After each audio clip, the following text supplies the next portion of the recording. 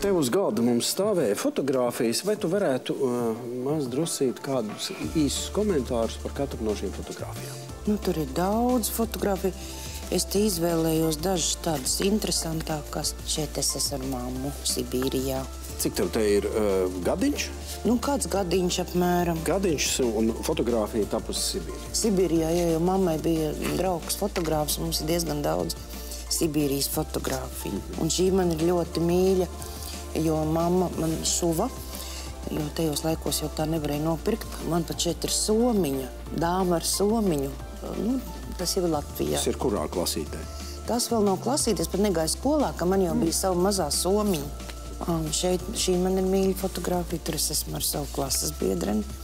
Līdz 8. klasē mēs mācījāmies kopā, bet tagad viņa saņēma Latvijas lepnumu laikam tajā dienā, es neatceros. Man klases biedrene tā ir Velga Vītola no Līgatnes. Te mēs esam ar grāmatas autoru Ingu Jērumu, un interesanti ir tas, ka mēs kopā ar autobusu esam apceļojuši praktiski visu Latviju. Jo biblioteks parasti mūs aicina ciemos, un tad mēs sēžamies autobusā, braucam. Un šī ir mana dzimšanas dienas fotogrāfijas. Es dzimusi 18. janvārī. Un tad, kad bija lielā grāmatu ķēde, tad es vēl atsaucu savu dēlu uz Rīgu. Un es teicu, man dzimšanas diena un pastāvēsim grāmatu ķēdē. Mēs trāpījāmies paši pēdējie tajā. 3. maiņā mums nebija kas nomaina, mēs pārsalā. Bet mēs toties tur bijām. Un šī ir smieklīga bilde veļas istabā, kur man ir atņemtas drēbes un nolaupīt un aizsieta mute.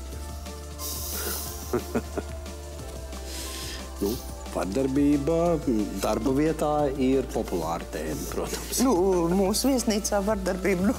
Jā. Lai gan parasti man jau nāk smiekli, ka cilvēki pārmet, jā, jums tur tik nežēlīgi, jums tur nezinu kas, nu nekas mums tur tāds nav. Salīdzinot ar to, ko rāda citos seriālos. Jā. Un šī ir mīļa fotogrāfija no ugunsgrēka, kur es spēlēju Aivariņa sievu, kura šādā veidā atzīmē kāzu jubileju. Nu, to jau var tikai zēnti izdomāt, ka vajag vainadziņu, plīvuru un baltu kleitu kāzu jubilejā. Klausies, bet cik reizes ugunsgrēkā tu precējies? Es nevienu reizi neprecējos, nē.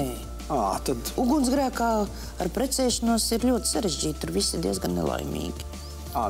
Tur ir jābūt nelaimīgam, lai būtu par ko stāstīt. Lai būtu par ko stāstīt, ir jābūt nelaimīgam. Jā.